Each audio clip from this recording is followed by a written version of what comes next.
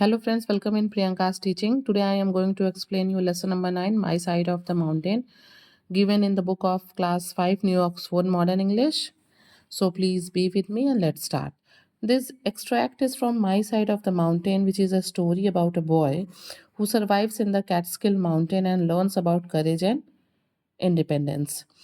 Friends, ये जो कहानी है वो एक छोटे बच्चे के बारे में है जो कि कैटस्किल माउंटेन में जाके रहने लगता है और हम इस चैप्टर में उसके करेज, उसके साहस और इंडिपेंडेंस के बारे में पढ़ेंगे। हम जो आज ये स्टोरी पढ़ने जा रहे हैं, ये my side of the mountain एक स्टोरी है जिसका ये एक पार्ट है, एक हिस्सा है।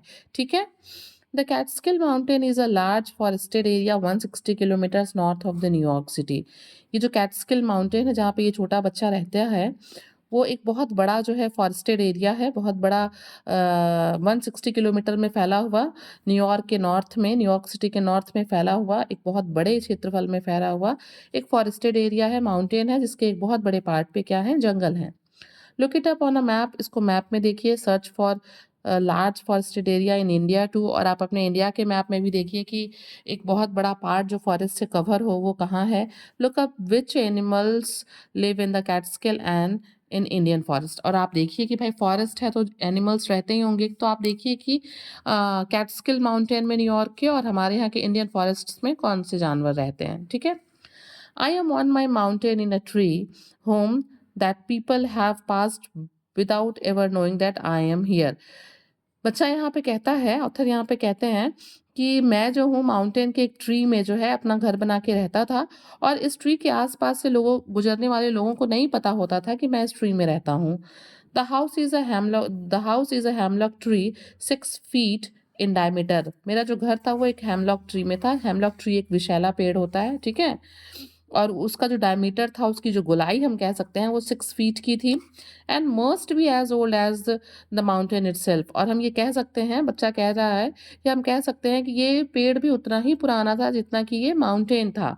आई came up it last summer and dug and burned it out until I made a snug cave in the tree that I now call home। और बच्चा यहाँ पे कहता है कि मैं लास्ट समर में यहाँ आया था और मैंने इस पेड़ को, तब तक मैंने इसमें डिगिंग की, इसकी बर्न आउट किया इसको, तब तक मैं इसमें कुछ जलाता रहा, इसकी खुदाई करता रहा, जब तक कि इसके अंदर मैंने एक स्नग केव, एक प्लीजेंट, एक गर्म केव नहीं बना लिया, जिसे अब मैं क्या कहता हूँ, आई नाउ कॉल होम, जिसे अब मैं अपना घर कहता हूँ। My bed is on the right as you enter. जब आप इस स्नग में, इस केव में एंटर करेंगे तो जो मेरा बेड है वो राइट साइड में, you can see here in the picture. And it is made up of ash slats and covered with deer skin. और ये किससे बना हुआ है, एक पतली पतली लकड़ियाँ होती हैं जिन्हें हम स्लैट्स कहते हैं, तो ये एश स्लैट्स से बना हुआ है, और इस पे जो है कवर्ड विद डियर स्किन, जैसे हम अपने बेड्स पे बेडशीट बिछाते हैं ना, वैसे इसने डियर स्किन को बिछा रखा है। On the left is a small fire place about knee high. आप देख सकते हैं कि लेफ्ट साइड में जब आप केव में एंटर करते हैं तो फायर प्लेस है नी हाइट तक का। It is of clay and stone, ये क्ले और स्टोन से बना हुआ है।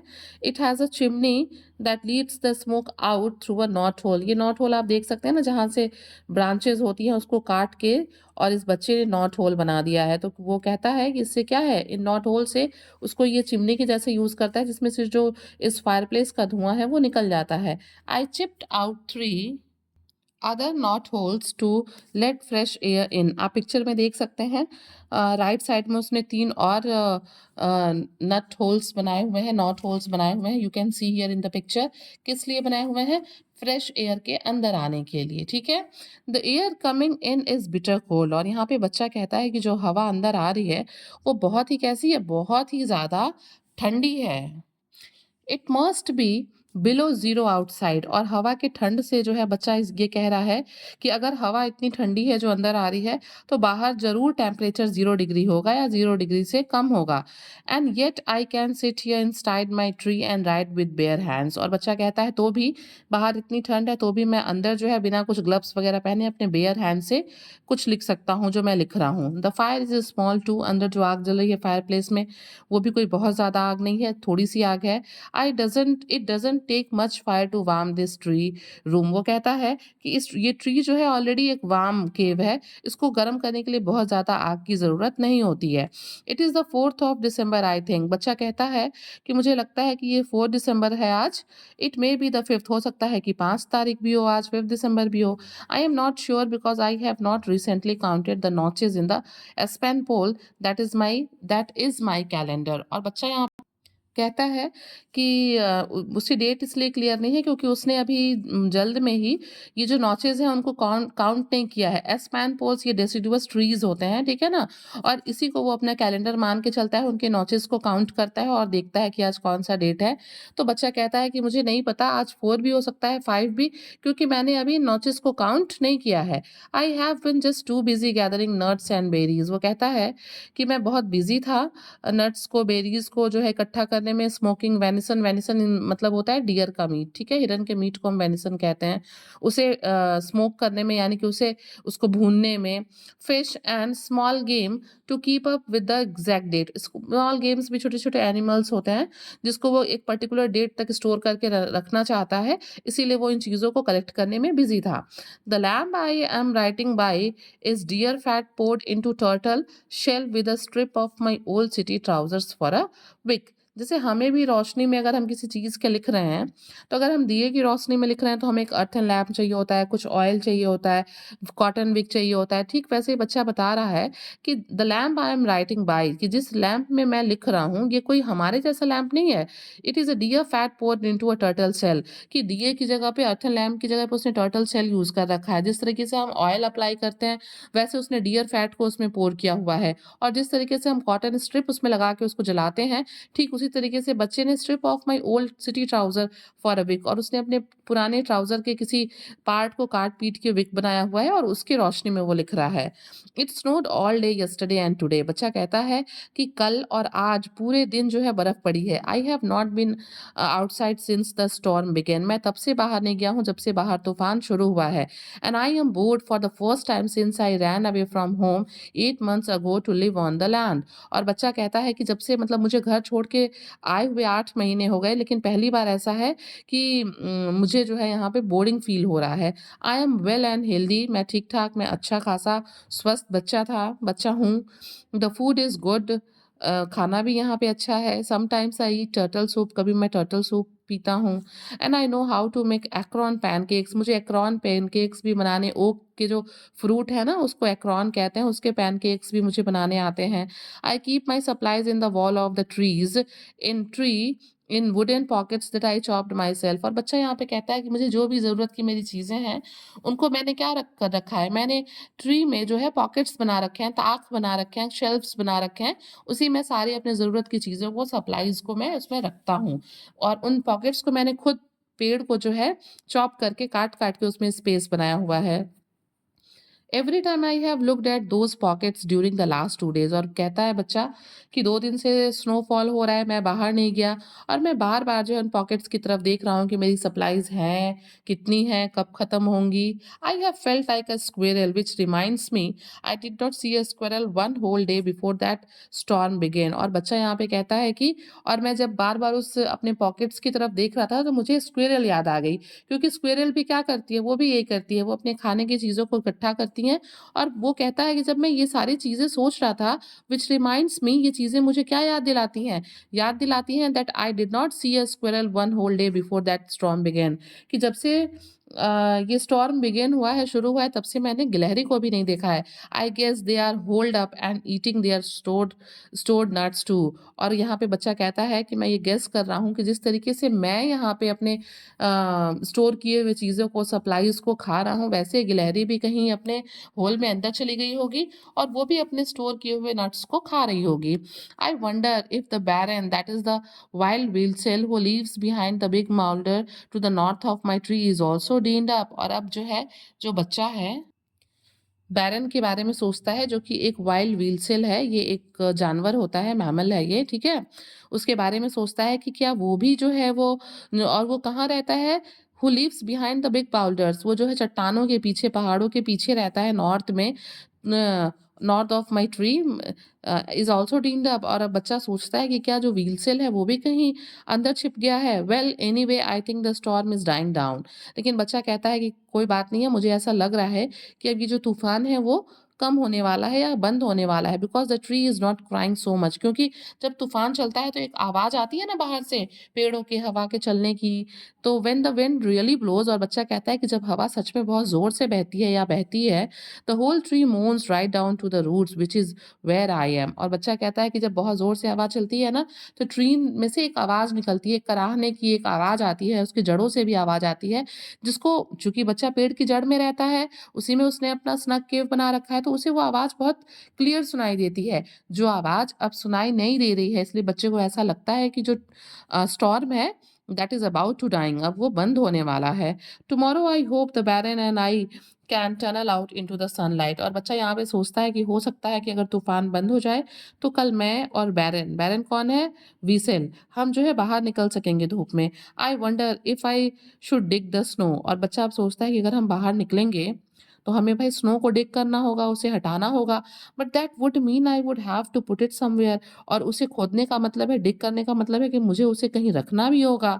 And the only place to put it is in my nice snug tree. और वो सोचता है कि भाई सब जगह जब बर्फ गिरी है, उसे खोदने के बाद जब कहीं रखना होगा, तो सिर्फ एक जगह बचता है, वो मेरा ट्री का स्नग केव बचता है।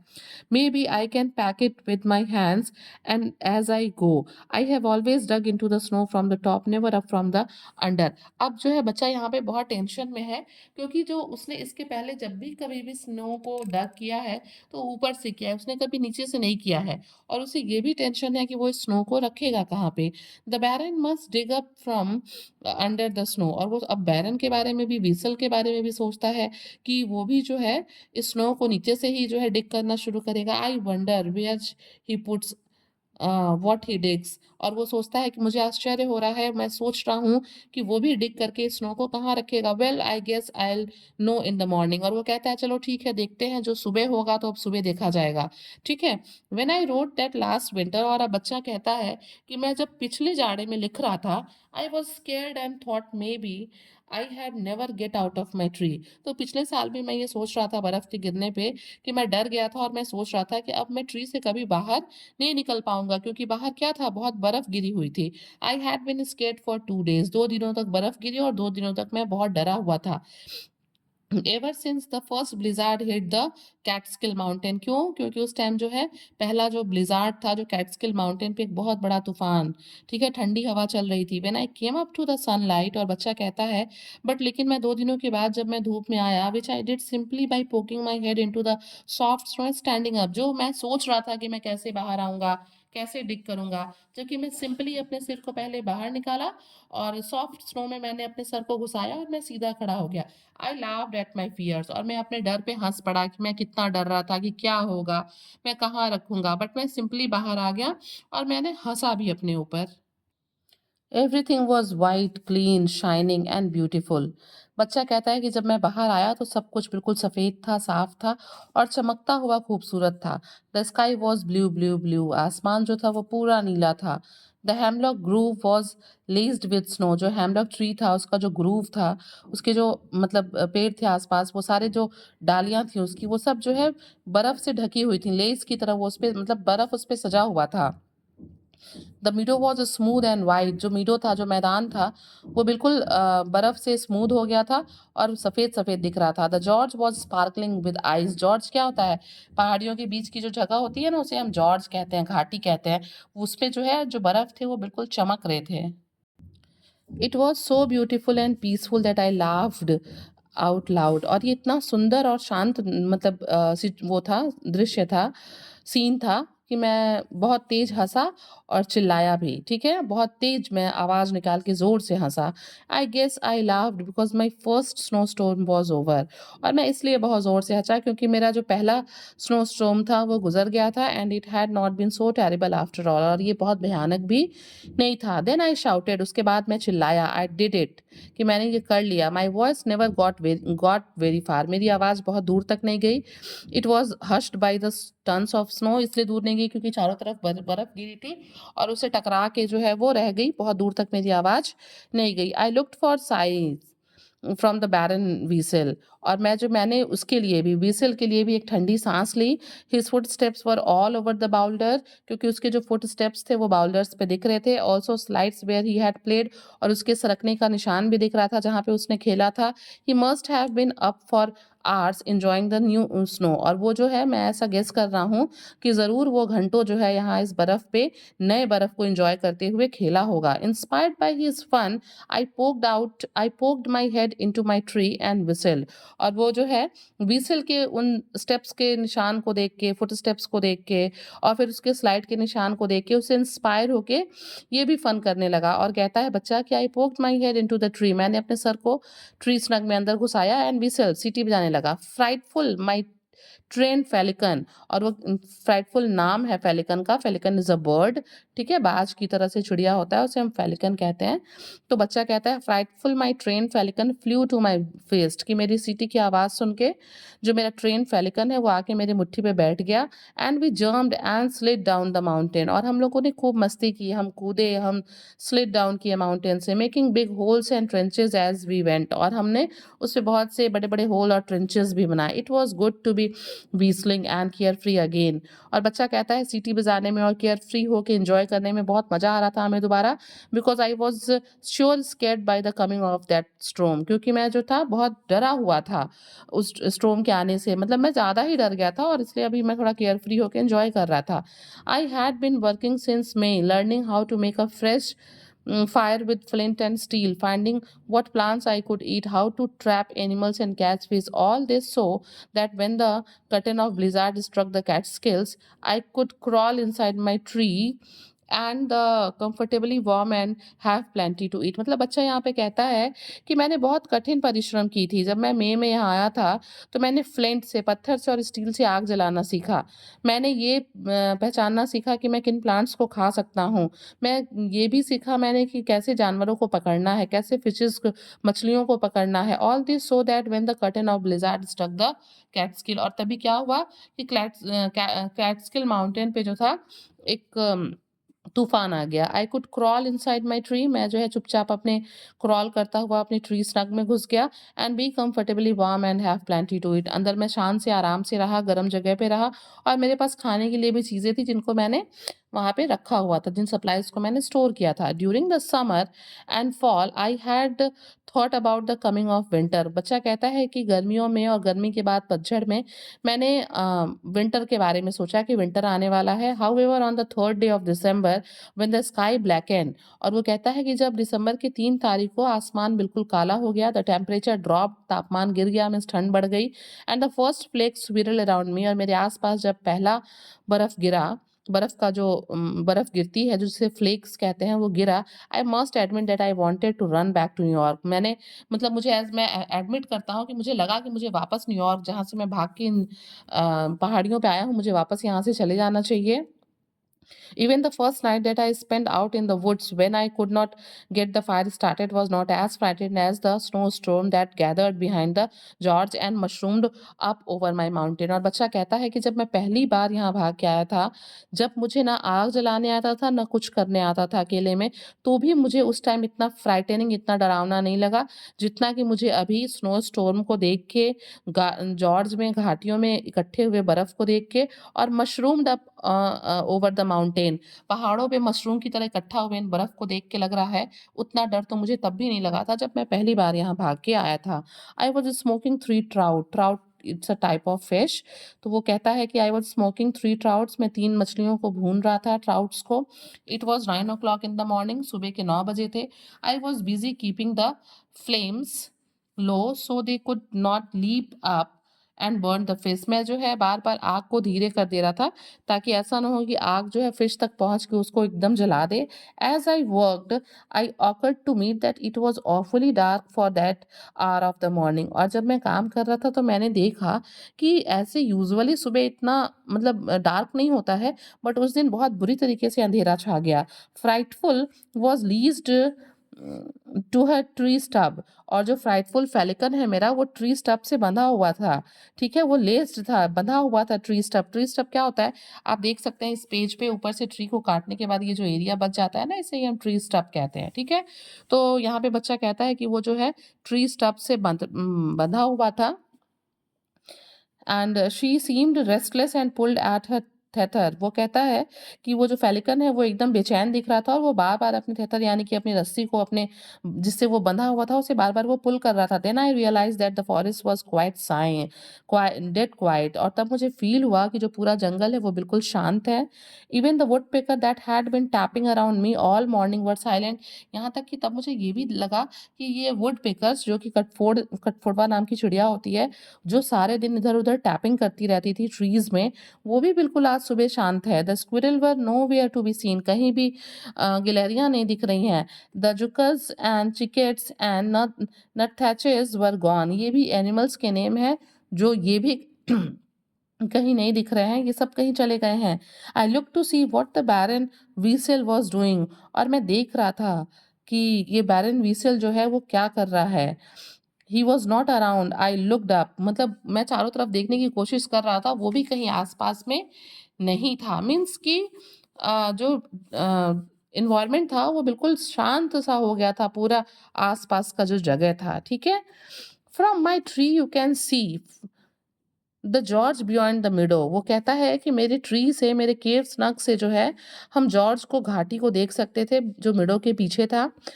White water pours between the black wet boulders. वो कहता है कि जो है बर्फ का जो पिघला हुआ पानी होता है ना, वो ब्लैक वेट बाउल्डर से, पत्थरों से, चट्टानों से उसके बिल्कुल बहता हुआ नीचे आ रहा था। And cascade into the valley below. Cascades मतलब होता है ढलान से होता हुआ वो वैली में नीचे जो है घाटी में गिर रहा था। The water that day was as dark as the rocks, और पानी जो था वो इतना डार्क था जैसे कि पत्थर खुद डार्क कलर के होते हैं, उतना ही जो है डार्क वो पानी था। Only the sound told me it was still falling. केवल पानी की आवाज़ से पता चल रहा था कि वो बह रहा है और गिर रहा है, अदरवाइज़ जो बाउल्डर्स थे और जो पानी का कलर था वो बिल्कुल सेम था। Above the darkness stood another darkness. एक तो ऑलरेडी एनवायरनमेंट बिल्कुल डार्क हो गया था, सुबह का टाइम था, अंधेरा हो गया था, उसपे से ये काला पहाड़ और काले पानी, ये बिल्कुल और जो है डार्क हो गए थे। The clouds of winter black and fearsome. ये जाड़े के जो बादल थे वो बिल्कुल काले और डरावने लग रहे थे। They looked as wild as the winds that were bringing them. और वो जो है उतने ही खतरनाक लग रहे थे जितनी खतरनाक की हवा जो कि उनको उड़ा के ला रही थी। I was sick with fright, मैं बिल्कुल डर गया था, मैं बिल्कुल घबरा गया था। I knew I had enough food, मैं जानता था कि मेरे पास खाने की चीज़ें जो हैं वो सफिशिएंट हैं। But knowing did not help, but ये जानना ही हेल्प नहीं था कि मुझे सिर्फ खाने की चीज़ें चाहिए, वो मेरे पास है तो मैं ना डरूँ। मैं डरा हुआ था, आई वॉज स्कैर्ड, मैं डरा हुआ था। आई स्टैम्प्ड आउट द फायर, मैंने बाहर इस आग को बुझाया। एंड पोक्ड द फिश, और पॉकेटेड द फिश, और अपने फिश को जो टॉट जो जिन ट्रॉट को मैंने स्मोक किया था उसको मैंने अपने पॉकेट्स में रखा।